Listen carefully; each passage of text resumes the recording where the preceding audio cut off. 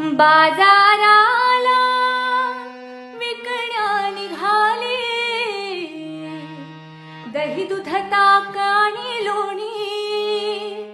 ग बाई ग दही दूध ताक आणि लोणी बाई माझा ग खरंच बाई माझा ग